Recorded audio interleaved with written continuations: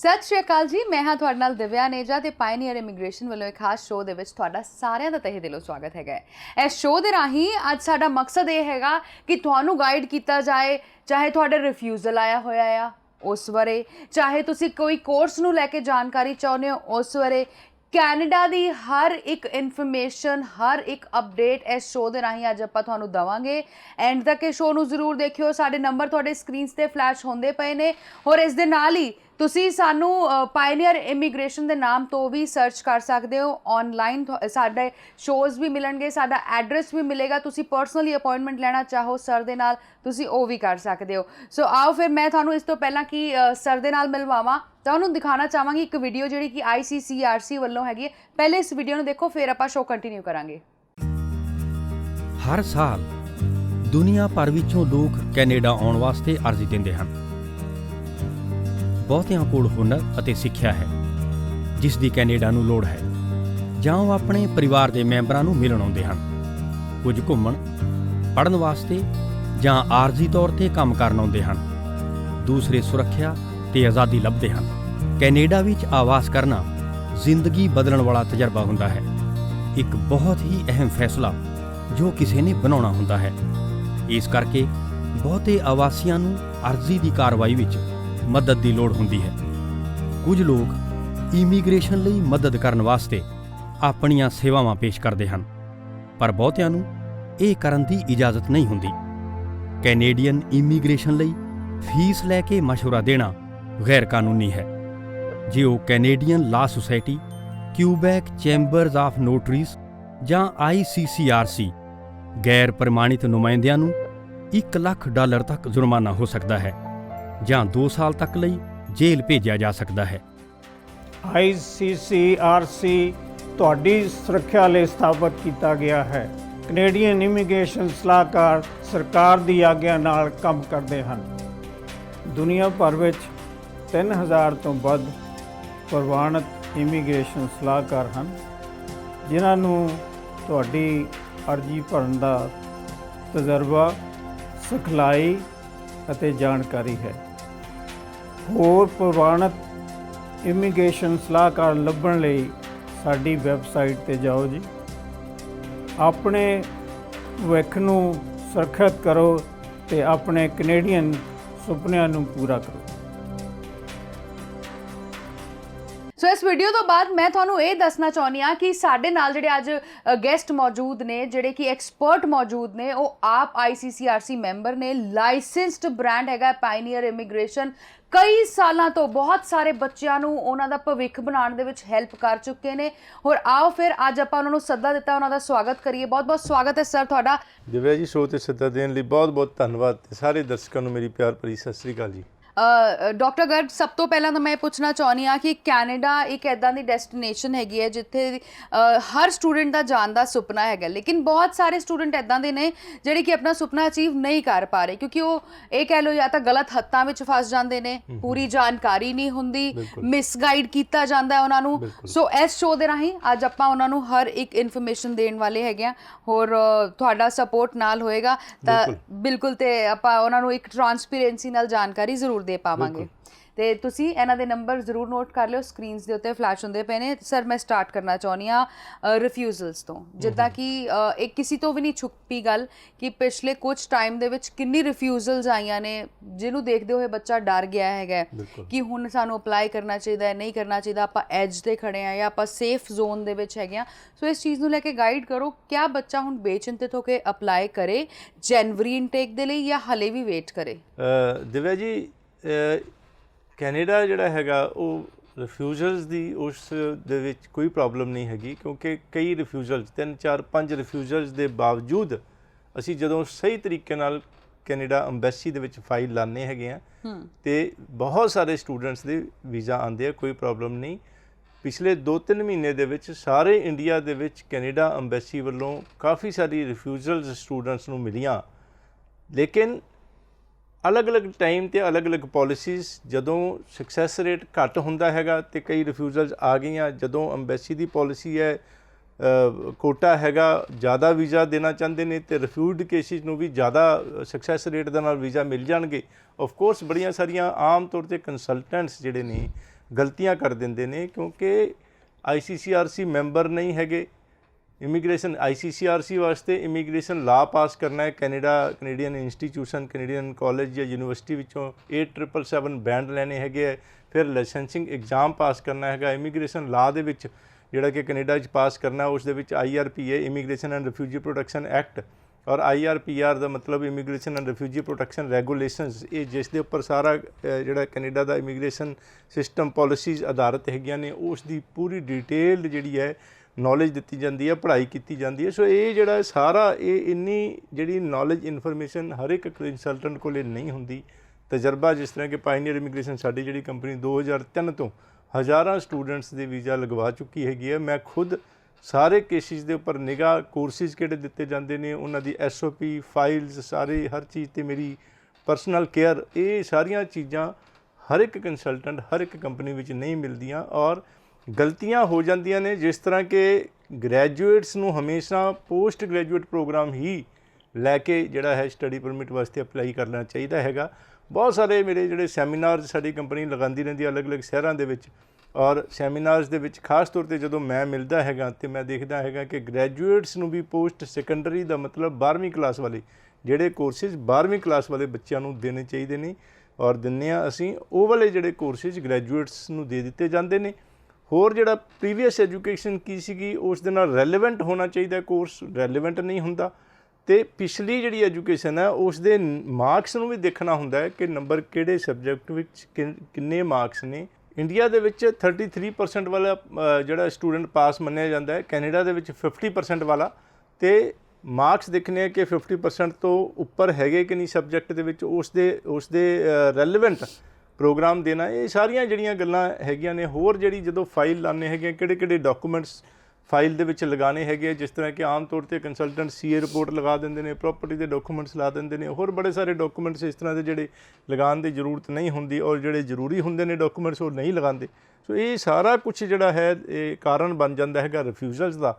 ਔਰ ਰਿਫਿਊਜ਼ਲਸ ਜਿਹੜੀ ਕਿ ਪਿਛਲੇ ਟਾਈਮ ਵਿੱਚ ਕਾਫੀ ਸਾਰੀਆਂ ਰਿਫਿਊਜ਼ਲਸ 'ਤੇ ਖਾਸ ਤੌਰ 'ਤੇ ਅਸੀਂ ਸੈਮੀਨਾਰ ਅਰੇਂਜ ਕੀਤੇ ਕੰਪਨੀ ਨੇ ਅਲੱਗ-ਅਲੱਗ ਸ਼ਹਿਰਾਂ ਦੇ ਵਿੱਚ, ਔਰ ਮੈਂ ਖੁਦ ਸਟੂਡੈਂਟਸ ਨੂੰ ਮਿਲੂੰਗਾ ਔਰ ਖਾਸ ਤੌਰ 'ਤੇ ਇਹੋ ਜਿਹੇ ਰਿਫਿਊਜ਼ਲਸ ਵਾਲੇ ਕੇਸਿਸ ਆ ਕੇ ਮੈਨੂੰ ਮਿਲ ਸਕਦੇ ਨੇ। ਡਰਨ ਦੀ ਕੋਈ ਜ਼ਰੂਰਤ ਨਹੀਂ। ਜ਼ਿਆਦਾਤਰ ਕੇਸਿਸ ਦੇ ਅਸੀਂ ਵੀਜ਼ਾ ਲੈ ਲੈਂਦੇ ਹੈਗੇ ਹਾਂ ਔਰ ਆਪਣੀ ਜਿਹੜੀ ਹੈ ਰਿਫਿਊਜ਼ਲ ਲੈਟਰ ਔਰ ਆਫਰ ਲੈਟਰ ਜਿਹੜੀ ਪੁਰਾਣੇ ਜਿਹੜੀ ਕਾਲਜ ਤੋਂ ਰਿਫਿਊਜ਼ ਹੋਇਆ, ਬਾਕੀ ਸਾਰੇ ਡਾਕੂਮੈਂਟਸ ਅਗਰ ਹੋ ਸਕੇ ਤਾਂ ਅੰਬੈਸੀ ਵਿੱਚ ਜਿਹੜੀ ਫਾਈਲ ਲਗਾਈ ਸੀਗੀ ਉਸ ਦੇ ਐਪਲੀਕੇਸ਼ਨ ਫਾਰਮਸ ਜਿਹੜੇ ਨੇ ਉਹ, ਜਾਂ ਇਹ ਕਹਿ ਲਈਏ ਕਿ ਪੂਰੀ ਫਾਈਲ ਆਪਣੇ ਪੁਰਾਣੇ ਕੰਸਲਟੈਂਟ ਕੋਲੋਂ ਲੈ ਲੈਣੀ ਹੈਗੀ ਆ। ਉਹ ਵੀ ਜਿਹੜੀ ਨੈਕਸਟ ਫਾਈਲ ਲਗਾਵਾਂਗੇ ਉਸ ਦੇ ਵਿੱਚ ਹੈਲਪਫੁਲ ਹੋਏਗੀ। ਮੈਂ ਸੈਮੀਨਾਰਸ ਦੀ ਡੇਟ ਦਿਵਿਆ ਜੀ ਇੱਕ ਵਾਰੀ ਦੱਸ ਦਿੰਦਾ ਹੈਗਾ। 23 ਜਿਹੜਾ ਸਤੰਬਰ ਨੂੰ ਜਲੰਧਰ, 24 ਨੂੰ ਅੰਮ੍ਰਿਤਸਰ ਸਾਹਿਬ, 25 ਨੂੰ ਲੁਧਿਆਣਾ, 30 ਨੂੰ ਮੋਗਾ, ਫਿਰ ਅਕਤੂਬਰ ਦੇ ਵਿੱਚ 1 ਤਰੀਕ ਨੂੰ ਫਿਰੋਜ਼ਪੁਰ, 2 ਤਰੀਕ ਨੂੰ, 2 ਅਕਤੂਬਰ ਨੂੰ ਬਠਿੰਡਾ, 3 ਅਕਤੂਬਰ ਨੂੰ ਬਰਨਾਲਾ ਦੇ ਵਿੱਚ। ਅਤੇ ਮੈਂ ਆਪ ਮਿਲੂੰਗਾ ਐਡਮਿਸ਼ਨ ਟੀਮ ਔਰ ਕਾਉਂਸਲਿੰਗ ਟੀਮ, ਮੈਨੇਜਮੈਂਟ ਟੀਮ ਔਰ ਇਹ ਫਾਈਲਿੰਗ ਟੀਮ ਕਿ ਕਿਹੜੇ ਡਾਕੂਮੈਂਟ ਲੱਗਣੇ ਆ ਕਿਹੜੇ ਨਹੀਂ, ਇਹ ਸਾਰੀਆਂ ਟੀਮਾਂ ਮੇਰੇ ਨਾਲ ਹੋਣਗੀਆਂ ਔਰ ਔਨ ਦਾ ਸਪੋਟ ਹਰ ਤਰ੍ਹਾਂ ਦੀ ਜਿਹੜੀ ਹੈ ਤੁਹਾਨੂੰ ਇਹ ਸਾਰੀ ਕਾਉਂਸਲਿੰਗ ਦਾ ਮਤਲਬ ਸਾਰੀ ਡਿਟੇਲ ਦਿੱਤੀ ਜਾਏਗੀ। ਖਾਸ ਤੌਰ 'ਤੇ ਇਹਨਾਂ ਸੈਮੀਨਾਰਸ ਦੇ ਵਿੱਚ ਜਿਹੜੇ ਸਟੂਡੈਂਟਸ ਮਿਲਣਗੇ ਉਹ ਸੇਮ ਡੇ ਉਸ ਸੈਮੀਨਾਰ ਦੇ ਵਿੱਚ ਜਿਹੜੇ ਸਾਡੀ ਸਰਵਿਸਿਜ਼ ਕੰਪਨੀ ਦੀ ਹਾਇਰ ਕਰਨਗੇ ਉਹਨਾਂ ਕੋਲੋਂ ਕੰਪਨੀ ਫੀਸ ਨਹੀਂ ਲਵਾਂਗੇ, ਐਪਲੀਕੇਸ਼ਨ ਫੀਸ ਕਾਲਜ ਦੀ ਨਹੀਂ ਲਵਾਂਗੇ, ਸਿਲੈਕਟਡ ਸਟੂਡੈਂਟਸ ਕੋਲੋਂ, ਜਿਸ ਤਰ੍ਹਾਂ ਕਿ SDS ਹੋਣਾ ਚਾਹੀਦਾ, 6 ਚ ਹੋਣਾ ਜ਼ਰੂਰੀ ਹੈ ਔਰ ਮਾਰਕਸ 'ਤੇ ਵੀ ਡਿਪੈਂਡ ਕਰੇਗਾ ਔਰ ਇਹ ਕੁਛ ਕ੍ਰਾਈਟੀਰੀਆ ਹੈਗਾ, ਉਹਨਾਂ ਸਟੂਡੈਂਟਸ ਕੋਲੋਂ ਅਸੀਂ ਨਹੀਂ ਲਵਾਂਗੇ। ਠੀਕ ਹੈ, ਵੈਲਕਮ ਜੀ। ਠੀਕ ਹੈ, ਡੈਫੀਨੇਟਲੀ। ਅਤੇ ਜੇ ਤੁਸੀਂ ਵੀ ਸਰ ਦੇ ਨਾਲ ਗੱਲਬਾਤ ਕਰਨਾ ਚਾਹੁੰਦੇ ਹੋ, ਇਹਨਾਂ ਦੇ ਸੈਮੀਨਾਰਸ ਅਟੈਂਡ ਕਰਨਾ ਚਾਹੁੰਦੇ ਹੋ ਜਾਂ ਫਿਰ ਇਹਨਾਂ ਦੀ ਟੀਮ ਦੇ ਨਾਲ ਗੱਲ ਕਰਨਾ ਚਾਹੁੰਦੇ ਹੋ, ਪਾਇਨੀਅਰ ਇਮੀਗ੍ਰੇਸ਼ਨ ਪਹੁੰਚਣਾ ਚਾਹੁੰਦੇ ਹੋ, ਨੰਬਰ ਤੁਹਾਡੇ TV ਸਕਰੀਨ 'ਤੇ ਜਿਹੜਾ ਫਲੈਸ਼ ਹੁੰਦਾ ਪਿਆ ਉਹਨੂੰ ਜ਼ਰੂਰ ਨੋਟ ਕਰ ਲਓ। ਬਾਏ ਐਨੀ ਚਾਂਸ ਸਮਟਾਈਮਸ ਹੁੰਦਾ ਆਪਾਂ ਗੱਲਾਂ ਦੇ ਵਿੱਚ ਨੰਬਰ ਨੋਟ ਕਰਨਾ ਭੁੱਲ ਗਏ, ਸੋ ਪਾਇਨੀਅਰ ਇਮੀਗ੍ਰੇਸ਼ਨ ਦਾ ਨਾਮ ਜ਼ਰੂਰ ਨੋਟ ਕਰ ਲਓ ਤੁਸੀਂ। ਇਸ ਨਾਮ ਤੋਂ ਤੁਹਾਨੂੰ ਆਪਣੇ ਆਪ ਨੰਬਰ ਔਨਲਾਈਨ ਵੀ ਮਿਲ ਜਾਏਗਾ। ਸਰ, ਸੈਮੀਨਾਰ ਦੀ ਤੁਸੀਂ ਗੱਲ ਕੀਤੀ ਹੈ, ਮੈਂ ਚਾਹਾਂਗੀ ਤੁਸੀਂ ਸਟੂਡੈਂਟਸ ਨੂੰ ਸੈਮੀਨਾਰ ਦੇ ਬੈਨੀਫਿਟ ਇੱਕ ਵਾਰ ਡਿਟੇਲ 'ਚ ਦੱਸੋ ਕਿ ਸਟੂਡੈਂਟ ਨੂੰ ਇਹ ਸੈਮੀਨਾਰ ਅਟੈਂਡ ਕਰਨ ਦਾ ਕੀ ਬੈਨੀਫਿਟ ਹੋ ਸਕਦਾ ਆ। ਬਿਲਕੁਲ ਉਹੀ ਹੈ ਕਿ ਜਿਸ ਤਰ੍ਹਾਂ ਕਿ ਅਲੱਗ-ਅਲੱਗ ਕਾਲਜਿਸ ਦੀ ਜਿਹੜੀ ਐਡਮਿਸ਼ਨ ਰਿਕੁਆਇਰਮੈਂਟਸ ਅਲੱਗ-ਅਲੱਗ ਹੁੰਦੀਆਂ ਨੇ, ਕਿੰਨੇ % ਹੋਣੇ ਜ਼ਰੂਰੀ ਨੇ, ਕਿੰਨਾ ਗੈਪ ਐਕਸੈਪਟ ਹੋਏਗਾ ਔਰ ਬਾਕੀ ਜਿਹੜਾ ਹੈਗਾ ਕੁਝ ਸਕੋਲਰਸ਼ਿਪ, ਕੋਈ ਕਾਲਜ ਯੂਨੀਵਰਸਿਟੀ ਦੇ ਵਿੱਚ ਸਕੋਲਰਸ਼ਿਪ ਹੈਗਾ ਔਰ ਅਲੱਗ-ਅਲੱਗ ਪ੍ਰੋਗਰਾਮਸ ਦੀ ਅਲੱਗ-ਅਲੱਗ ਫੀਸ ਕਿੰਨੀ ਕਿਹੜੇ ਪ੍ਰੋਗਰਾਮ ਦੀ ਕਿੰਨੀ ਫੀਸ ਹੈ, ਕੋਪ ਹੈ ਕਿ ਨਹੀਂ ਹੈਗਾ।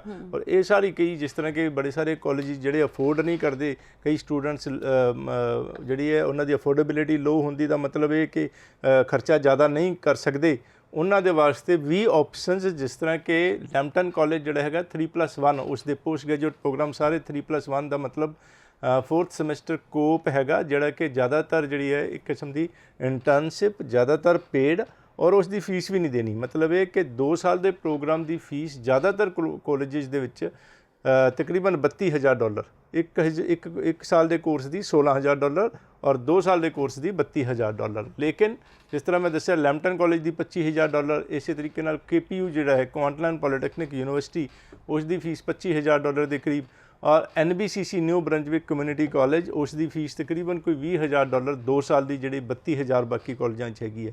CNC ਕਾਲਜ ਦੇ ਵਿੱਚ ਵੀ ਜਿਹੜੇ ਕੋਰਸਿਸ ਦੀ ਫੀਸ $25,000-26,000 $32,000 ਤੋਂ ਘੱਟ ਗਈ। ਸੋ ਇਹ ਜਿਹੜੇ ਨੇ ਕਾਫੀ ਸਾਰੇ ਜਿਸ ਤਰ੍ਹਾਂ ਫੀਸਾਂ ਦਾ ਬੈਨੀਫਿਟ ਹੋ ਜਾਏਗਾ।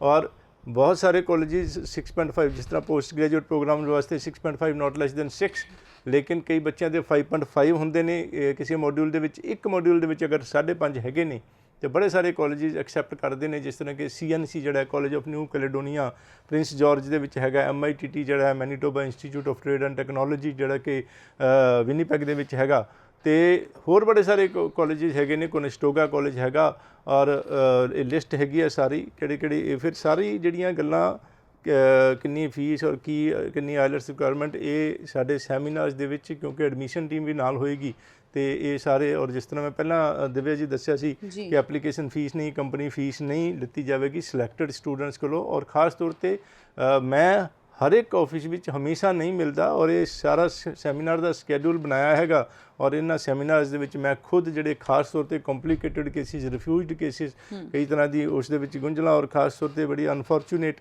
ਕਿ ਬੜੇ ਸਾਰੇ ਕੰਸਲਟੈਂਟ ਇਹੋ ਜਿਹੇ ਕਾਲਜਿਸ ਵਿੱਚ ਐਡਮਿਸ਼ਨ ਕਰਵਾ ਦਿੰਦੇ ਨੇ ਜਿੱਥੇ ਪੜ੍ਹ ਕੇ work permit, post graduate work permit ਵੀ ਨਹੀਂ ਮਿਲਣਾ, ਅਤੇ ਨੈਚੁਰਲੀ ਕਿ ਬਾਅਦ 'ਚ PR ਵੀ ਨਹੀਂ ਹੋਣੀ। ਅਤੇ ਇਹ ਜਿਹੜੀ ਬਾਅਦ ਦੇ ਵਿੱਚ PR ਵੀ ਕਰਵਾਉਣੀ ਹੈ ਸਟੂਡੈਂਟਸ ਨੇ, ਉਸ ਦੇ ਵੀ ਰੂਲਸ ਰੈਗੂਲੇਸ਼ਨਸ ਜਿਹੜੇ ਨੇ ਸਾਰੇ ਅਸੀਂ ਉੱਥੇ ਦੱਸਣੇ ਕਿ ਕਿਸ ਥਾਂ 'ਤੇ ਪੜ੍ਹ ਕੇ PR ਸੌਖੀ ਹੋਏਗੀ, ਕਿਉਂਕਿ ਪ੍ਰੋਵਿੰਸ਼ੀਅਲ ਨੋਮਨੀ ਪ੍ਰੋਗਰਾਮਸ ਦੇ ਵਿੱਚ ਅਲੱਗ-ਅਲੱਗ ਪ੍ਰੋਵਿੰਸਿਸ ਨੇ ਇਹ ਇੱਕ ਫੈਸਿਲਿਟੀਜ਼ ਦਿੱਤੀਆਂ ਨੇ ਕਿ ਅਗਰ ਸਾਡੀ ਪ੍ਰੋਵਿੰਸ 'ਚ ਆ ਕੇ ਕੋਈ ਸਟੂਡੈਂਟ, ਇੰਟਰਨੈਸ਼ਨਲ ਸਟੂਡੈਂਟ ਪੜ੍ਹੇਗਾ ਤੇ ਅਸੀਂ ਉਹਨਾਂ ਦੀ PR ਜਿਹੜੀ ਹੈ ਸੌਖੀ ਦੇ ਦੇਵਾਂਗੇ।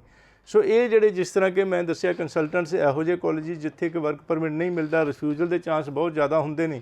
ਸੋ ਇਹ ਸਾਰੀ ਜਿਹੜੀ ਹੈ ਇਹੋ ਜਿਹੇ ਕੇਸਿਸ ਵੀ ਮੈਨੂੰ ਜਿਹੜੇ ਮਿਲ ਸਕਦੇ ਨੇ, ਔਰ ਇਹ PR ਬਾਰੇ ਵੀ ਗਾਈਡੈਂਸ ਕਿ ਇੱਥੇ ਜਿਸ ਤਰ੍ਹਾਂ ਕਿ ਸਸਕੈਚੁਅਨ ਦੇ ਵਿੱਚ, ਫੋਰ ਐਗਜ਼ਾਮਪਲ ਸਸਕੈਚੁਅਨ ਦੇ ਵਿੱਚ ਪੜ੍ਹਨ ਦੇ 3 ਬੈਨੀਫਿਟ। ਨੰਬਰ 1 ਉੱਥੇ ਜਿਹੜੀ PR ਈਜ਼ੀ ਹੈਗੀ ਹੈ। ਨੰਬਰ 2 ਵਰਕ ਡਿਊਰਿੰਗ ਸਟੱਡੀਜ਼ ਜਿਹੜਾ ਕਿ ਕੰਮ ਦੇ ਦੌਰਾਨ ਸਾਰੇ ਕੈਨੇਡਾ ਵਿੱਚ ਕਿਤੇ ਵੀ ਪੜ੍ਹੇ student 20 hours per week allowed ਹੁੰਦਾ ਹੈ ਪਾਰਟ ਟਾਈਮ ਵਰਕ। ਲੇਕਿਨ ਸਿਰਫ ਸਸਕੈਚੁਅਨ ਹੈਗੀ ਹੈ ਜਿੱਥੇ ਕਿ ਪਾਰਟ ਟਾਈਮ ਜਿਹੜਾ ਵਰਕ ਕੀਤਾ ਡਿਊਰਿੰਗ ਸਟੱਡੀਜ਼ ਉਹ PR ਦੇ ਐਕਸਪੀਰੀਅੰਸ ਦੇ ਵਿੱਚ ਕਾਊਂਟ ਹੁੰਦਾ ਹੈਗਾ। ਤੀਸਰਾ ਜਿਹੜਾ ਹੈਗਾ ਸਸਕੈਚੁਅਨ ਗੌਰਮੈਂਟ ਜਿਹੜੀ ਹੈਗੀ ਹੈ ਇਹ ਸਟੱਡੀ ਦੇ ਵਿੱਚ ਜਿਹੜਾ ਖਰਚਾ, ਜਿਹੜਾ ਫੀਸ ਦਾ, ਟਿਊਸ਼ਨ ਫੀਸ ਦਾ ਕੁਝ ਹਿੱਸਾ ਰਿਫੰਡ ਕਰਦੀ ਹੈਗੀ ਹੈ ਅੰਡਰ ਗ੍ਰੈਜੂਏਟ ਰਿਟੈਂਸ਼ਨ ਪ੍ਰੋਗਰਾਮ। ਸੋ ਇਹ 3 ਬੈਨੀਫਿਟ ਸਸਕੈਚੁਅਨ ਜਿਸ ਦੇ ਵਿੱਚ ਸਭ ਤੋਂ ਜ਼ਿਆਦਾ ਚੰਗਾ ਜਿਹੜਾ ਹੈਗਾ ਇਹ ਕਿ PR ਈਜ਼ੀ ਹੁੰਦੀ ਹੈਗੀ ਆ। ਹੋਰ ਵੀ ਜਿਸ ਤਰ੍ਹਾਂ ਐਟਲਾਂਟਿਕ ਇਮੀਗ੍ਰੇਸ਼ਨ ਪ੍ਰੋਗਰਾਮ ਹੈਗਾ, ਪਾਇਲਟ ਪ੍ਰੋਗਰਾਮ, ਉਸ ਦੇ ਵਿੱਚ ਜਿਹੜੀਆਂ ਐਟਲਾਂਟਿਕ ਪ੍ਰੋਵਿੰਸਿਸ ਨੇ ਜਿਹੜੇ ਕਿ ਨਿਊ ਬਰੰਜਵਿਕ, ਨੋਵਾ ਸਕੋਸ਼ੀਆ ਔਰ ਪ੍ਰਿੰਸ ਐਡਵਰਡ ਆਈਲੈਂਡ ਔਰ ਨਿਊ ਫਾਊਂਡਲੈਂਡ ਐਂਡ ਲੈਬਰਾਡੋਰ, ਇਹ 4 ਪ੍ਰੋਵਿੰਸਿਸ ਵਿੱਚ ਪੜ੍ਹਨ ਦੇ ਨਾਲ ਸਟੂਡੈਂਟਸ ਨੂੰ ਐਕਸਪੀਰੀਅੰਸ ਦੀ ਜ਼ਰੂਰਤ ਨਹੀਂ, ਵਿਦਆਊਟ ਐਕਸਪੀਰੀਅੰਸ ਹੀ ਉਹਨਾਂ ਦੀ PR ਹੋ ਸਕਦੀ ਹੈ, ਬਹੁਤ ਸੌਖੀ ਹੈ। ਲੇਕਿਨ ਉਹੀ ਕਿ ਅਗੇਨ ਤੁਹਾਡੇ ਰੈਲੇਵੈਂਟ ਜਿਹੜੀ ਪ੍ਰੀਵੀਅਸ ਐਜੂਕੇਸ਼ਨ ਆ ਉਸ ਦੇ ਰੈਲੇਵੈਂਟ ਪ੍ਰੋਗਰਾਮ ਹੈ ਕਿ ਨਹੀਂ, ਉੱਥੇ ਇਹ ਸਾਰਾ ਕੁਝ ਆਪਾਂ ਨੂੰ ਦੇਖਣਾ ਪਏਗਾ। ਔਰ ਇਹ ਸਾਰੀ ਜਿਹੜੀ ਇਨਫੋਰਮੇਸ਼ਨ ਸੈਮੀਨਾਰਸ ਦੇ ਵਿੱਚ ਤੁਸੀਂ ਆ ਕੇ ਗੱਲਬਾਤ ਕਰ ਸਕਦੇ ਹੋ। ਬਿਲਕੁਲ। ਅੱਛਾ, ਡਿਫਰੈਂਸ ਤੁਸੀਂ ਆਪਣੇ ਆਪ ਹੀ ਦੇਖੋ, ਜਿਹੜਾ ਨੌਲੇਜੇਬਲ ਬੰਦਾ ਹੋਏਗਾ ਉਹ ਤੁਹਾਨੂੰ ਆਪਸ਼ਨ ਦੇ ਕੇ ਚੱਲੇਗਾ ਕਿ ਇਹ ਆਪਸ਼ਨ ਹੈਗੇ ਆ, ਇੱਥੇ ਤੁਸੀਂ ਆਪਣਾ ਪੈਸਾ ਬਚਾ ਸਕਦੇ ਹੋ, ਇੱਥੇ ਤੁਹਾਡਾ ਪੈਸਾ ਲੱਗ ਸਕਦਾ ਹੈ, ਇੱਥੇ ਵਾਪਸ ਆਏਗਾ ਪੈਸਾ। ਲੇਕਿਨ ਜਿਨ੍ਹਾਂ ਕੋਲ ਨੌਲੇਜ ਹੀ ਨਹੀਂ ਹੈਗੀ, ਜਿਨ੍ਹਾਂ ਨੂੰ ਜਾਣਕਾਰੀ ਨਹੀਂ ਹੈਗੀ ਹੈ, ਉਹ ਤੁਹਾਨੂੰ ਕਹੇਗਾ ਵੀ ਮੈਂ ਸਿੱਧਾ ਇੰਨੇ ਪੈਸੇ ਲੈਣੇ ਆ, 100% ਤੁਹਾਡਾ ਵੀਜ਼ਾ ਵੀ ਕਰਾਊਂਗਾ, ਮੈਂ ਇਹ ਵੀ ਕਰਾਊਂਗਾ। ਉਹ ਮਤਲਬ ਉਹ ਤੁਹਾਨੂੰ ਝੂਠੀਆਂ ਲੋਲੀਪੌਪ, ਝੂਠੇ ਵਾਅਦੇ ਉਹ ਜ਼ਰੂਰ ਕਰਨਗੇ, ਬਟ ਕਲੀਅਰ ਕੱਟ ਗੱਲ ਤੁਹਾਨੂੰ ਉਹੀ ਦੱਸੇਗਾ ਜਿਹਦੇ ਕੋਲ ਆਪ ਕੋਲ ਨੌਲੇਜ ਹੋਏਗੀ, ਜਿਹਨੇ ਆਪ ਐਕਸਪੀਰੀਅੰਸ ਕੀਤੀ ਹੋਏਗੀ ਉਹ ਚੀਜ਼। ਸੋ ਇਹੀ ਫਰਕ ਹੁੰਦਾ ਇੱਕ ਲਾਇਸੈਂਸਡ ਮੈਂਬਰ ਦੇ ਵਿੱਚ, ICCRC ਮੈਂਬਰ ਦੇ ਵਿੱਚ, ਹੋਰ ਪਾਇਨੀਅਰ ਇਮੀਗ੍ਰੇਸ਼ਨ ਆਪਣੇ ਆਪ ਦੇ ਵਿੱਚ ਇੱਕ ਇੰਨਾ ਵੱਡਾ ਬ੍ਰਾਂਡ ਬਣ ਚੁੱਕਿਆ ਅੱਜ ਦੇ ਟਾਈਮ ਦੇ ਵਿੱਚ ਕਿ ਇਹਨਾਂ ਨੂੰ ਕਿਸੇ ਨੂੰ ਕਹਿਣ ਦੀ, ਆਪਣੀ ਪ੍ਰਮੋਸ਼ਨ ਕਰਨ ਦੀ ਵੀ ਲੋੜ ਨਹੀਂ ਹੈਗੀ। ਸਟੂਡੈਂਟ ਨੂੰ ਆਪਣੇ ਆਪ ਪਤਾ ਹੈ ਕਿ ਜੇ ਮੈਂ ਇੱਥੇ ਆ ਗਿਆ ਤਾਂ ਮੈਂ ਇੱਕ ਸੇਫ ਹੱਥਾਂ ਦੇ ਵਿੱਚ ਆ ਗਿਆ। ਇਹਨਾਂ ਦਾ ਨੰਬਰ ਤੁਹਾਡੇ ਟੀਵੀ ਸਕਰੀਨਸ ਤੇ ਫਲੈਸ਼ ਹੁੰਦਾ ਪਿਆ ਆ, ਉਸ ਨੰਬਰ ਨੂੰ ਤੁਸੀਂ ਜ਼ਰੂਰ ਨੋਟ ਕਰ ਲਓ। ਡਾਕਟਰ ਗਰਗ, ਮੈਨੂੰ ਇੱਕ ਗੱਲ ਦੱਸੋ, ਤੁਸੀਂ ਸਟੂਡੈਂਟ ਵੀਜ਼ਾ ਐਕਸਪਰਟ ਵੀ ਹੈਗੇ ਹੋ, ਰਿਫਿਊਜ਼ਲ ਐਕਸਪਰਟ ਵੀ ਹੈਗੇ ਹੋ, ਇਸ ਨਾਤੇ ਮੈਂ ਤੁਹਾਡੇ ਤੋਂ ਇਹ ਪੁੱਛਣਾ ਚਾਹੁੰਦੀ ਹਾਂ ਕਿ ਸਟੂਡੈਂਟ ਦਾ ਜਿਹੜਾ ਰਿਫਿਊਜ਼ਲ ਆ ਰਿਹਾ ਹੈਗਾ ਆ ਇਸ ਟਾਈਮ ਦੇ ਉੱਤੇ, ਤੁਹਾਨੂੰ ਕੀ ਲੱਗਦਾ ਕਿੱਥੇ ਲੈਕ ਕਿੱਥੇ ਕਰ ਰਿਹਾ ਇੱਕ ਸਟੂਡੈਂਟ? ਉਹਨੂੰ ਕਿਸ ਚੀਜ਼ ਦਾ ਧਿਆਨ ਰੱਖਣਾ ਚਾਹੀਦਾ ਹੈ ਕਿ ਰਿਫਿਊਜ਼ਲ ਨਾ ਆਏ ਉਹਦਾ? ਬਿਲਕੁਲ, ਦੇਖੋ ਇਹੀ ਹੈਗਾ ਕਿ ਜਿਸ ਤਰ੍ਹਾਂ ਤੁਸੀਂ ਦੱਸਿਆ ਇਹ ਸਾਰੀ ਜਿਹੜੀ ਕੰਸਲਟੈਂਟਸ ਦੀ ਨੌਲੇਜ ਜਿਹੜੀ ਹੈਗੀ ਆ, ਐਕਸਪੀਰੀਅੰਸ ਮੈਟਰ ਕਰਦਾ ਹੈਗਾ। ਔਰ ਅਗੇਨ ਮੈਂ ਜਿਸ ਤਰ੍ਹਾਂ ਦੱਸਿਆ ਸੀ ਕਿ ICCRC ਮੈਂਬਰਸ ਜਿਹੜਾ ਬੜੀ ਸਾਰੀ ਐਜੂਕੇਸ਼ਨ ਲੈ ਕੇ ਸਿਰਫ ICCRC ਮੈਂਬਰਸ ਹੀ ਲੀਗਲੀ ਆਥੋਰਾਈਜ਼ਡ ਨੇ ਕੈਨੇਡਾ ਗਵਰਨਮੈਂਟ ਕੈਨੇਡਾ ਅੰਬੈਸੀ ਤੋਂ। ਕੈਨੇਡਾ ਅੰਬੈਸੀ ਜਿਸ ਦੀ ਵੈਬਸਾਈਟ ਤੇ ਨਾਮ ਜਿਹੜਾ ਹੈ ਦੇਖ ਸਕਦੇ ਹਾਂ, ICCRC ਮੈਂਬਰ ਜਿਹੜੇ ਲੀਗਲੀ ਜਿਹੜੇ ਅਲਾਊਡ ਹੈਗੇ ਨੇ, ਲੀਗਲੀ ਰਿਕਗਨਾਈਜ਼ਡ ਕੰਸਲਟੈਂਟਸ ਦਾ। ਸੋ ਇਹ ਸਾਰੀ ਜਿਹੜੀ ਨੌਲੇਜ ਉਹਨਾਂ ਨੇ ਦਿੱਤੀ ਹੈ, ਲੇਟੈਸਟ ਅਪਡੇਟਸ ਤੋਂ ਜਾਣੂ ਰੱਖਦੇ ਨੇ ਕੈਨੇਡਾ ਅੰਬੈਸੀ ਔਰ ICCRC ਜਿਹੜੀ ਕੈਨੇਡੀਅਨ ਗਵਰਨਮੈਂਟ ਦੀ ਡੈਜ਼ਿਗਨੇਟਿਡ ਬਾਡੀ ਹੈ। ਸੋ ਇਹ ਜਿੱਥੇ ਜਦੋਂ ਇਹ ਨੌਲੇਜ ਲੈਕ ਕਰਦੀ ਹੈ, ਲੈਕ ਆਫ ਨੌਲੇਜ ਔਰ ਜਿਹੜਾ ਐਕਸਪੀਰੀਅੰਸ ਲੈਕ ਕਰਨ ਨਾਲ ਐਕਸਪੀਰੀਅੰਸ ਨਹੀਂ ਹੁੰਦਾ, ਨੌਲੇਜ ਨਹੀਂ ਹੁੰਦੀ, ਫਿਰ ਉਹ ਗਲਤ ਕੋਰਸ ਦੇ ਦਿੱਤਾ ਜਾਂਦਾ ਹੈਗਾ। ਔਰ ਇਸੇ ਤਰ੍ਹਾਂ ਲੈਵਲ ਦਾ ਫਰਕ ਦਾ ਮਤਲਬ ਗ੍ਰੈਜੂਏਟ ਨੂੰ ਗ੍ਰੈਜੂਏਟ ਨਹੀਂ ਪੋਸਟ ਸੈਕੰਡਰੀ ਪ੍ਰੋਗਰਾਮ ਦੇ ਦਿੱਤਾ, ਫਾਈਲ ਦੇ ਵਿੱਚ ਕਮੀਆਂ ਰਹਿ ਗਈਆਂ, ਇਹ ਸਾਰੇ ਡਾਕੂਮੈਂਟ ਜਿਹੜੇ ਲਾਣੇ ਸੀ ਉਹ ਨਹੀਂ ਲਾਏ ਔਰ ਜਿਹੜੇ ਨਹੀਂ ਲਾਣੇ ਸੀ ਉਹ ਲਗਾਏ। ਇਹ ਸਾਰਾ ਔਰ ਇੱਕ ਇਹੋ ਜਿਹਾ ਫੀਲਡ ਹੈਗਾ ਕਿ ਇਹ small mistake may spoil your file ਦਾ ਮਤਲਬ ਮੇ ਸਪੋਇਲ ਯੂਰ ਕੇਸ ਦਾ ਮਤਲਬ may spoil your career and ਸਾਰਾ ਜਿਹੜਾ ਹੈਗਾ ਨੁਕਸਾਨ ਹੋ ਸਕਦਾ ਹੈਗਾ ਇੱਕ ਛੋਟੀ ਜਿਹੀ ਗਲਤੀ। ਕਿਉਂਕਿ ਕਾਨੂੰਨ ਦੇ ਵਿੱਚ ਜਿਸ ਤਰ੍ਹਾਂ ਇੱਕ ਛੋਟੀ ਜਿਹੀ ਗੱਲ ਆਪਾਂ ਸਮਝ ਲਈਏ ਕਿ ਲਾਲ ਬੱਤੀ ਟੱਪਣ ਨਾਲ ਚਲਾਨ ਹੋ ਜਾਂਦਾ ਹੈਗਾ, ਲੇਕਿਨ ਹਰੀ ਬੱਤੀ ਦੇ ਨਾਲ ਕੋਈ ਪ੍ਰੋਬਲਮ ਨਹੀਂ ਹੈਗੀ। ਅਤੇ ਜੇ ਕਿਸੇ ਨੂੰ ਨਹੀਂ ਪਤਾ, ਉਹ ਛੋਟੀ ਜਿਹੀ ਗਲਤੀ ਜਿਹੜੀ ਲਾਲ ਬੱਤੀ ਟੱਪਣ ਦੇ ਨਾਲ ਕਾਫੀ ਵੱਡਾ ਜਿਹੜਾ ਚਲਾਨ ਦਾ ਨੁਕਸਾਨ ਹੋ ਸਕਦਾ ਹੈਗਾ। ਸੋ ਇਹ ਜਿਹੜਾ ਇਸੇ ਤਰੀਕੇ ਨਾਲ ਆਪਾਂ ਰੂਲ ਰੈਗੂਲੇਸ਼ਨ ਪਾਲਿਸੀ ਜਿਹੜੀ ਕੈਨੇਡੀਅਨ ਗਵਰਨਮੈਂਟ ਜਾਂ ਕਿਸੇ ਵੀ ਜਿਹੜੀ ਹੈ ਅੰਬੈਸੀ ਅਲੱਗ-ਅਲੱਗ ਕੰਟਰੀਜ਼ ਦੀ ਅਲੱਗ-ਅਲੱਗ ਰੂਲ ਰੈਗੂਲੇਸ਼ਨਸ ਨੂੰ ਬੜੇ ਧਿਆਨ ਨਾਲ ਸਮਝਦਾਰੀ ਨਾਲ ਓਬੇ ਕਰਨਾ ਹੁੰਦਾ ਹੈ, ਉਸ ਦੀ ਪਾਲਣਾ ਕਰਨੀ ਹੁੰਦੀ ਹੈ। ਉਹਨਾਂ ਦੇ ਮੁਤਾਬਕ ਲਾਅ ਦੇ ਮੁਤਾਬਕ ਅਸੀਂ ਫਾਈਲ ਲਾਣੀ ਹੈਗੀ ਹੈ, ਉਹਨਾਂ ਦੀ ਚੈੱਕ ਲਿਸਟ ਦੇ ਮੁਤਾਬਕ ਡਾਕੂਮੈਂਟਸ ਲਗਾਉਣੇ ਹੈਗੇ। ਔਰ ਗਲਤੀ ਹੋਈ ਕਿ ਕੁਛ ਵੀ ਗਲਤ ਕੀਤਾ, ਜਿਸ ਤਰ੍ਹਾਂ ਕਿ GIC ਜਿਹੜਾ ਹੈਗਾ ਕੈਨੇਡਾ ਵਾਸਤੇ, ਕੈਨੇਡਾ ਦਾ ਸਟੱਡੀ ਵੀਜ਼ਾ ਅਗਰ ਲਗਾਉਣਾ ਹੈ ਅਤੇ ਉਸ ਦੇ ਵਾਸਤੇ $10,000 ਦੀ GIC ਜ਼ਰੂਰੀ ਹੈਗੀ ਹੈ। GIC ਜਿਹੜੀ ਹੈ ਘੱਟ ਦੀ GIC ਹੋਗੀ ਜਾਂ GIC ਨਹੀਂ ਕਰਵਾਈ। ਇਸੇ ਤਰੀਕੇ ਨਾਲ SDS ਦੇ ਵਿੱਚ 6 ਈਚ ਬੈਂਡ ਹੋਏਗਾ ਅਤੇ SDS ਦੀ ਫਾਈਲ ਲੱਗੇਗੀ ਔਰ ਇੱਕ ਸਾਲ ਦੀ ਜਿਹੜੀ ਹੈ ਟਿਊਸ਼ਨ ਫੀਸ ਜ਼ਰੂਰੀ ਹੈਗੀ ਹੈ। ਔਰ ਅਗਰ ਕਿਸੇ ਦੇ ਵਿੱਚ ਕਿਸੇ ਮੋਡਿਊਲ ਦੇ ਵਿੱਚ 5.5 ਹੈ ਤਾਂ ਨੋਨ SDS ਜਾਂ ਜਨਰਲ ਕੈਟੇਗਰੀ ਦੇ ਵਿੱਚ ਲੱਗੇਗੀ। ਔਰ ਉਸ ਦੇ ਵਿੱਚ ਜਿਹੜੀ SDS ਦੇ ਵਿੱਚ ਇਨਕਮ ਦੇ ਡਾਕੂਮੈਂਟਸ ਲਾਉਣ ਦੀ ਜ਼ਰੂਰਤ ਨਹੀਂ ਹੈ, ਲੇਕਿਨ ਨੋਨ SDS ਜਾਂ ਜਨਰਲ ਕੈਟੇਗਰੀ ਦੇ ਵਿੱਚ ਇਨਕਮ ਦੇ ਡਾਕੂਮੈਂਟਸ ਲਾਉਣੇ ਹੈ ਔਰ ਐਫੀਡੇਵਿਟ ਆਫ ਸਪੋਰਟ ਜ਼ਰੂਰੀ ਹੈਗਾ। ਸੋ ਇਸ ਤਰ੍ਹਾਂ ਹੀ ਬੜੀਆਂ ਸਾਰੀਆਂ ਗੱਲਾਂ ਨੇ, ਕੁਛ ਗੱਲਾਂ ਆਪਾਂ ਜਿਹੜਾ ਦਿਵਿਆ ਜੀ ਅਸੀਂ ਸ਼ੇਅਰ ਕਰਦੇ ਪਏ ਆਪਾਂ। ਲੇਕਿਨ ਅਗਰ ਇਹਨਾਂ ਵਿੱਚੋਂ ਕੋਈ ਵੀ ਗੱਲ ਇੱਧਰ ਉੱਧਰ ਹੋਈ, ਜਿਸ ਤਰ੍ਹਾਂ ਕਿ ਨੋਨ SDA ਵਿੱਚ ਇਨਕਮ ਡਾਕੂਮੈਂਟਸ ਨਹੀਂ ਲਗਾਏ ਅਤੇ ਰਿਫਿਊਜ਼ਲ ਹੋਏਗੀ। ਸੋ ਇਹ ਗੱਲਾਂ ਨੇ ਕਿ ਅਗਰ ਕਿਤੇ ਗਲਤੀ ਹੁੰਦੀ ਹੈ ਅਤੇ ਕੇਸਿਸ ਰਿਫਿਊਜ਼ ਹੁੰਦੇ ਆ, ਧਿਆਨ ਦੇਣ ਦੀ ਜ਼ਰੂਰਤ ਹੁੰਦੀ ਹੈ। ਡੈਫੀਨੇਟਲੀ, ਕਿਉਂਕਿ ਦੇਖੋ ਆਪਾਂ ਅਪਲਾਈ ਕਰ ਰਹੇ ਹੈਗੇ ਆ ਤਦ ਸਾਨੂੰ ਇੰਨੀ ਚਿੰਤਾ ਨਹੀਂ ਹੁੰਦੀ, ਲੇਕਿਨ ਜਦ ਰਿਫਿਊਜ਼ਲ ਆ ਜਾਂਦਾ ਹੈ, ਫਿਰ ਜਦ ਰੀਅਪਲਾਈ ਕਰਨਾ ਹੁੰਦਾ ਹੈ ਤਾਂ ਆਪਾਂ ਡਬਲ ਚਿੰਤਾ ਲੈ ਕੇ ਬੈਠੇ ਹੁੰਦੇ ਆ ਕਿ ਇਸ ਵਾਰੀ ਕੋਈ ਗਲਤੀ ਨਹੀਂ ਹੋਣੀ ਚਾਹੀਦੀ। ਸੋ ਇਨ ਚੀਜ਼ਾਂ ਨੂੰ ਧਿਆਨ ਰੱਖੋ, ਆਪਾਂ ਪਹਿਲੀ ਵਾਰੀ ਹੀ ਗਲਤੀ ਨਾ ਕਰੀਏ ਤਾਂ ਸਾਨੂੰ ਦੂਸਰੀ ਵਾਰੀ ਦਾ ਇੱਦਾਂ ਮੌਕਾ ਹੀ ਨਹੀਂ ਮਿਲੇਗਾ। ਨੰਬਰ ਤੁਹਾਡੇ ਸਕਰੀਨਸ ਤੇ ਫਲੈਸ਼ ਹੁੰਦਾ ਪਿਆ ਹੈ। ਜੇ ਐਕਸਪਰਟ ਨਾਲ ਤੁਸੀਂ ਗੱਲਬਾਤ ਕਰਨਾ ਚਾਹੁੰਦੇ ਹੋ, ਜੇ ਡਾਕਟਰ ਰਵੀ ਗਰਗ ਤੋਂ ਗਾਈਡੈਂਸ ਲੈਣਾ ਚਾਹੁੰਦੇ ਹੋ ਪਰਸਨਲੀ ਮਿਲ ਕੇ, ਤਾਂ ਤੁਸੀਂ ਲੈ ਸਕਦੇ ਹੋ। ਤੁਸੀਂ ਜਸਟ ਇੱਕ ਫੋਨ ਕਾਲ ਅਵੇ ਹੈਗੇ ਹੋ। ਇਹ ਅਵੇਲੇਬਲ ਰਹਿੰਦੇ ਲੋਕਾਂ ਦੀ ਸੇਵਾ ਕਰਨ ਦੇ ਲਈ। ਇਹਨਾਂ ਦਾ ਜਿਹੜਾ ਮਾਈਂਡ ਸੈਟ ਹੈਗਾ ਉਹ ਸੇਵਾ ਕਰਨ ਦਾ ਮਾਈਂਡ ਸੈਟ ਹੈਗਾ, ਪੈਸੇ ਕਮਾਉਣ ਦਾ ਮਾਈਂਡ ਸੈਟ ਬਿਲਕੁਲ ਨਹੀਂ ਹੈਗਾ ਆ ਬਾਕੀ ਏਜੰਟਸ ਵਰਗਾ। ਸੋ ਮੈਂ ਤੁਹਾਨੂੰ ਬੜੇ ਬਲੰਟਲੀ ਬੜੇ ਕਲੀਅਰਲੀ ਕਹਿ ਰਹੀ ਹਾਂ, ਇੱਕ ਵਾਰ ਤੁਸੀਂ ਗੱਲ ਕਰਕੇ ਦੇਖੋ, ਤੁਹਾਨੂੰ ਆਪ ਡਿਫਰੈਂਸ ਪਤਾ ਚੱਲੇਗਾ ਕਿ ਕੀ ਡਿਫਰੈਂਸ ਹੁੰਦਾ ਹੈ ਕਿਸੇ ਨੌਲੇਜੇਬਲ ਬੰਦੇ ਨਾਲ ਗੱਲ ਕਰਕੇ। ਸਰ, ਕਈ ਇੱਦਾਂ ਦੇ ਸਟੂਡੈਂਟਸ ਨੇ ਜਿੱਦਾਂ ਤੁਸੀਂ 5.5 ਇੱਕ ਮੋਡਿਊਲ 'ਚ ਦੱਸਿਆ, ਜਾਂ ਫਿਰ ਸਕੂਲਿੰਗ ਦੇ ਉਹਨਾਂ ਦੇ ਘੱਟ ਸਕੋਰ ਹੈਗੇ ਨੇ ਜਾਂ ਨੰਬਰ ਘੱਟ ਆ ਗਏ, ਉਹਨਾਂ ਦੇ ਲਈ ਕੀ ਆਪਸ਼ਨ ਹੈ? ਮੈਂ ਚਾਹਾਂਗੀ ਥੋੜ੍ਹਾ ਜਿਹਾ ਉਸ 'ਤੇ ਵੀ ਗਾਈਡ ਕਰੋ, ਕਿਉਂਕਿ ਬੜੇ ਸਾਰੇ ਬੱਚੇ ਜਿਹੜੇ ਮੇਰੇ ਵਰਗੇ ਨਲਾਇਕ ਵੀ ਹੁੰਦੇ ਨੇ, ਉਹਨਾਂ ਨੂੰ ਵੀ ਆਪਸ਼ਨਸ ਦੀ ਦੇਖ ਰੇਖ ਚਾਹੀਦੀ ਹੈਗੀ ਆ। ਇੰਟੈਲੀਜੈਂਟ ਬੱਚਿਆਂ ਕੋਲ ਤਾਂ ਆਲਰੇਡੀ ਬਹੁਤ ਆਪਸ਼ਨ ਹੁੰਦੇ ਨੇ। ਬਿਲਕੁਲ ਦਿਵੇ ਜੀ, ਤੁਸੀਂ ਕਿਹਾ ਵੀ ਤੁਸੀਂ ਨਲਾਇਕ ਵਾਲੀ ਗੱਲ ਕੀਤੀ, ਬਾਕੀ ਇਹ ਹੈ ਕਿ ਚਲੋ ਉਹ ਤਾਂ ਰੱਬ ਜਾਣਦਾ ਤੁਹਾਡੇ ਬਾਰੇ ਤਾਂ, ਲੇਕਿਨ ਇੱਥੇ ਤਾਂ ਬਹੁਤ ਵਧੀਆ ਤੁਸੀਂ ਜ਼ਬਰਦਸਤ ਤਰੀਕੇ ਨਾਲ ਸਕਸੈਸਫੁਲੀ, ਬੜਾ ਨਾਮ ਹੈ, ਬੜਾ ਅੱਛੀ ਸਕਸੈਸ ਤੁਸੀਂ ਗੇਨ ਕੀਤੀ ਹੈ ਔਰ ਰੱਬ ਨੇ ਬੜੀ ਮਿਹਰ ਕੀਤੀ ਹੈ।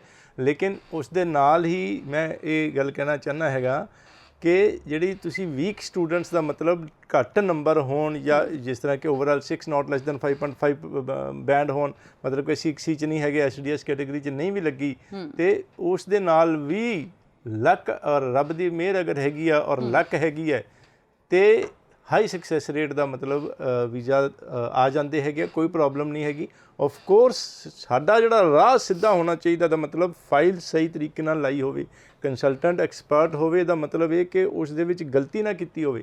ਕੋਰਸ ਚੂਜ਼ ਕਰਨ ਲੱਗੇ ਧਿਆਨ ਦੇਣਾ ਹੁੰਦਾ ਹੈ ਕਿ ਜਿਸ ਤਰ੍ਹਾਂ ਪਹਿਲਾਂ ਵੀ ਗੱਲ ਹੋਈ ਕਿ ਪਹਿਲਾਂ ਤੁਹਾਡੇ ਜਿਹੜੇ ਗ੍ਰੇਡ 12 ਹੈ ਜਾਂ ਜੋ ਵੀ ਤੁਹਾਡੀ ਗ੍ਰੈਜੂਏਸ਼ਨ ਹੈਗੀ ਆ, ਉਹ ਕਿਸ ਸਬਜੈਕਟ ਨਾਲ ਕੀਤੀ, ਤੁਹਾਡੇ ਸਬਜੈਕਟਸ ਕੀ ਸੀਗੇ, ਉਹਨਾਂ ਦੇ ਵਿੱਚ ਇੰਡੀਵਿਜੂਅਲੀ ਹਰ ਇੱਕ ਸਬਜੈਕਟ ਨੂੰ ਦੇਖਣਾ ਕਿ ਉਹਨਾਂ ਵਿੱਚ ਮਾਰਕਸ ਕਿੰਨੇ ਹੈਗੇ।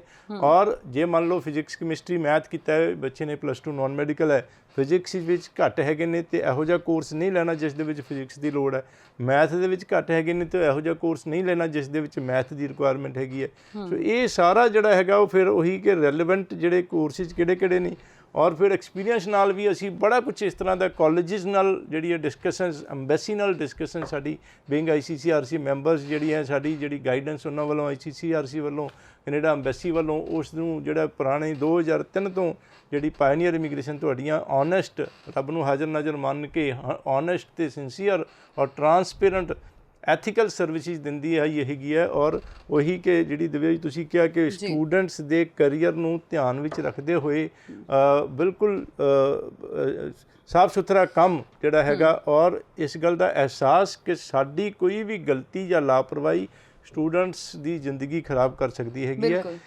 ਉਸ ਕਰਕੇ ਪੂਰੀ ਕੇਅਰ ਦੇ ਨਾਲ ਇਹ ਜਿਹੜੇ ਕੋਰਸਿਸ ਅਸੀਂ ਦਿੰਦੇ ਹੈਗੇ ਆ ਤੇ ਉਸ ਦੇ ਨਾਲ ਵੀਜ਼ਾ ਸਕਸੈਸ ਰੇਟ ਹਾਈ ਹੁੰਦਾ ਹੈਗਾ। ਲੇਕਿਨ ਖਾਸ ਤੌਰ 'ਤੇ ਇਹਨਾਂ ਸਾਰੀ ਜਿਹੜੀ ਸਟੂਡੈਂਟ ਵੀਜ਼ਾ ਵਾਸਤੇ ਕੋਰਸ ਦੀ ਚੋਣ ਜਿਹੜੀ ਹੈਗੀ ਹੈ ਉਹ ਖਾਸ ਤੌਰ 'ਤੇ ਫਾਊਂਡੇਸ਼ਨ ਦੀ ਤਰ੍ਹਾਂ ਹੈਗੀ ਹੈ। ਜਿਸ ਤਰ੍ਹਾਂ ਮਕਾਨ ਬਣਾਉਣ ਤੋਂ ਪਹਿਲਾਂ ਫਾਊਂਡੇਸ਼ਨ ਸਹੀ ਤਰੀਕੇ ਨਾਲ ਪੈਣੀ ਜ਼ਰੂਰੀ ਹੈਗੀ ਹੈ ਤੇ ਕੋਰਸ ਸਹੀ ਲੈਣਾ ਬਹੁਤ ਜ਼ਰੂਰੀ ਹੈਗਾ। ਅਗੇਨ ਕਿ ਫਿਰ ਇਹ ਡਿਸਕਸ ਕਰਨਾ ਇੱਥੇ ਟਾਈਮ ਬੜਾ ਲਿਮਿਟਿਡ ਹੁੰਦਾ ਹੈ ਕਿ ਤੁਸੀਂ ਪਹਿਲਾਂ BCom ਕੀਤੀ ਸੀ, BA ਕੀਤੀ ਸੀ, ਜਾਂ MCom, MCA, MTech, ਜਾਂ ਕੀ ਸਟੱਡੀ ਕੀਤੀ ਸੀਗੀ, +2 ਜਿਹੜਾ ਗ੍ਰੇਡ 12 ਔਰ ਕਾਮਰਸ, ਜਿਹੜਾ ਮੈਡੀਕਲ, ਨਾਨ ਮੈਡੀਕਲ, ਔਰ ਉਸ ਦੇ ਵਿੱਚ ਕਿਹੜੇ ਸਬਜੈਕਟਾਂ 'ਚ ਮਾਰਕਸ, ਕਿੰਨੇ ਬੈਂਡਸ, ਔਰ ਕਿਹੜੇ ਕਾਲਜ ਵਿੱਚ ਤੁਹਾਡੇ ਕਿਹੜੇ ਕੋਰਸਿਸ ਤੁਹਾਡੇ ਰੈਲੇਵੈਂਟ। ਇਹ ਇੱਥੇ ਬੈਠ ਕੇ ਕਰਨਾ ਮੁਸ਼ਕਿਲ ਕੰਮ ਹੈਗਾ। ਮੋਟੀ ਆਪਾਂ ਗੱਲਬਾਤ ਜ਼ਰੂਰੀ ਕੀਤੀ ਹੈਗੀ ਹੈ, ਔਰ ਇਹ ਹੋਰ ਜ਼ਿਆਦਾ ਡਿਟੇਲ ਦੇ ਵਿੱਚ ਗੱਲਬਾਤ ਆਪਣੇ ਪ੍ਰੋਫਾਈਲ ਦੇ ਮੁਤਾਬਕ ਤੁਹਾਨੂੰ ਕਿਹੜੀ ਚੀਜ਼ ਸੂਟ ਕਰਦੀ ਹੈਗੀ ਹੈ ਉਸ ਦੀ ਡਿਸਕਸ਼ਨ ਵਾਸਤੇ ਸਾਡੇ ਬੜੇ ਸਾਰੇ ਆਫਿਸਿਸ, ਇਸ ਵਕਤ 9 ਆਫਿਸਿਸ ਪੰਜਾਬ ਦੇ ਅਲੱਗ-ਅਲੱਗ ਸ਼ਹਿਰਾਂ ਦੇ ਵਿੱਚ ਹੈਗੇ ਨੇ, ਉੱਥੇ ਜਾ ਕੇ ਵੀ ਮਿਲ ਸਕਦੇ ਹੋ। ਸਾਡੇ ਕਾਉਂਸਲਰਸ, ਮੈਨੇਜਰਸ ਮੇਰੀ ਡਾਇਰੈਕਟ ਟ੍ਰੇਨਿੰਗ ਔਰ ਮੇਰੀ ਗਾਈਡੈਂਸ ਨਾਲ ਕੰਮ ਕਰਦੇ ਨੇ। ਆਫ ਕੋਰਸ ਸੈਮੀਨਾਰਸ ਜਿਹੜੇ ਨੇ, ਦੁਬਾਰਾ ਇੱਕ ਵਾਰੀ ਡੇਟ ਬੋਲ ਦੇਣਾ, 23 ਨੂੰ ਜਿਹੜੀ 23 ਸਤੰਬਰ ਨੂੰ ਜਲੰਧਰ, 24 ਨੂੰ ਅੰਮ੍ਰਿਤਸਰ ਸਾਹਿਬ, 25 ਨੂੰ ਲੁਧਿਆਣਾ, 30 ਨੂੰ ਮੋਗਾ, ਔਰ 1 ਅਕਤੂਬਰ ਨੂੰ ਫਿਰੋਜ਼ਪੁਰ, 2 ਅਕਤੂਬਰ ਨੂੰ ਬਠਿੰਡਾ, 3 ਅਕਤੂਬਰ ਨੂੰ ਬਰਨਾਲਾ ਦੇ ਵਿੱਚ ਮੈਂ ਖਾਸ ਤੌਰ ਤੇ ਆਪ ਹੋਊਂਗਾ। ਠੀਕ ਹੈ, ਜਿਹੜੇ ਸੈਮੀਨਾਰਸ ਹੈਗੇ ਸਰ, ਰਿਫਿਊਜ਼ਲ ਵਾਲੇ ਕੇਸਿਸ ਵੀ ਅਟੈਂਡ ਕਰ ਸਕਦੇ ਨੇ? ਬਿਲਕੁਲ ਵੈਲਕਮ ਜੀ। ਠੀਕ ਹੈ, ਤੇ ਦੇਖੋ ਸਰ ਨੇ ਤੁਹਾਡੀ ਹੈਲਪ ਦੇ ਲਈ ਸੈਮੀਨਾਰਸ ਵੀ ਰੱਖੇ ਨੇ, ਤਾਂ ਇਹਨਾਂ ਸੈਮੀਨਾਰਸ 'ਤੇ ਵੱਧ ਚੜ੍ਹ ਕੇ ਹਿੱਸਾ ਲਵੋ ਤਾਂ ਕਿ ਤੁਹਾਨੂੰ ਗਾਈਡੈਂਸ ਮਿਲੇ, ਡਿਫਰੈਂਟ ਆਪਸ਼ਨਸ ਤੁਹਾਡੇ ਕੋਲ ਹੋਣ, ਇੱਕ ਆਪਸ਼ਨ ਦੇ ਨਾਲ ਨਾ ਚੱਲੋ। ਦੇਖੋ ਆਪਸ਼ਨ ਹੋਣਾ ਇਸ ਲਈ ਵੀ ਜ਼ਰੂਰੀ ਹੈਗਾ ਤੁਹਾਡੇ ਕੋਲ ਕਿਉਂਕਿ ਤੁਹਾਡੇ ਪੇਰੈਂਟਸ ਨੇ ਪੈਸੇ ਲਗਾਏ ਹੈ। ਜੇ ਇੱਥੇ ਤੁਹਾਡੇ ਦਾ ਨਹੀਂ ਲੱਗਦਾ ਤਾਂ ਕਿਤੇ ਹੋਰ ਦਾ ਲੱਗੇਗਾ, ਉਹ ਕਿੱਦਾਂ ਪਤਾ ਚੱਲੇਗਾ ਤੁਹਾਨੂੰ? ਇੱਕ ਜੈਨੂਇਨ ਜਿਹੜਾ ਹੈਗਾ ਹੈ ਕਾਉਂਸਲਰ, ਉਹ ਤੁਹਾਨੂੰ ਗਾਈਡ ਕਰੇਗਾ। ਉੱਥੇ ਐਕਸਪਰਟ ਕਾਉਂਸਲਰ ਹੋਣਗੇ ਤੁਹਾਨੂੰ ਗਾਈਡੈਂਸ ਦੇਣ ਦੇ ਲਈ, ਉੱਥੇ ਇੱਕ ਪ੍ਰੋਪਰ ਟੀਮ ਹੋਏਗੀ ਪ੍ਰੋਫੈਸ਼ਨਲਸ ਦੀ ਜਿਹੜੀ ਤੁਹਾਨੂੰ ਗਾਈਡ ਕਰਨ ਦੇ ਲਈ ਤਿਆਰ ਹੋਏਗੀ। ਹੋਰ ਇਹ ਰੋਜ਼ ਨਹੀਂ ਹੁੰਦੇ। ਜੇ ਕਿਸੇ ਦਿਨ ਹੋ ਰਿਹਾ ਹੈਗਾ ਇਹ ਸੈਮੀਨਾਰ ਤਾਂ ਆਈ ਮਸਟ ਸੇ ਜੇ ਤੁਸੀਂ ਬਾਹਰ ਜਾਣਾ ਚਾਹੁੰਦੇ ਹੋ ਤਾਂ ਇਹਨੂੰ ਅਟੈਂਡ ਜ਼ਰੂਰ ਕਰੋ। ਸਰ ਨੇ ਤੁਹਾਨੂੰ ਡੇਟ ਦੱਸ ਦਿੱਤੀ ਹੈ, ਇਸ ਦੇ ਨਾਲ ਹੀ ਵੇਲਾ ਹੈ ਤੁਹਾਨੂੰ ਛੱਡ ਕੇ ਜਾਣ ਦਾ। ਸਰ ਸਭ ਤੋਂ ਪਹਿਲਾਂ ਬਹੁਤ ਸ਼ੁਕਰੀਆ ਕਿ ਤੁਸੀਂ ਸਾਡੇ ਨਾਲ ਜੁੜੇ, ਅੱਜ ਫਿਰ ਸਾਡੇ ਦਰਸ਼ਕਾਂ ਨੂੰ ਗਾਈਡ ਕੀਤਾ ਤੁਸੀਂ, ਹੋਰ ਸੇਵਾ ਭਾਵ ਨਾਲ ਤੁਸੀਂ ਕੰਮ ਕਰਦੇ ਹੋ। ਬਹੁਤ ਸ਼ੁਕਰੀਆ ਸਰ। ਵੈਲਕਮ, ਬਹੁਤ ਧੰਨਵਾਦ ਤੁਹਾਡਾ ਵੀ। ਸਾਰੇ ਦਰਸ਼ਕਾਂ ਨੂੰ ਮੇਰੀ ਸਤਿ ਸ੍ਰੀ ਅਕਾਲ ਜੀ।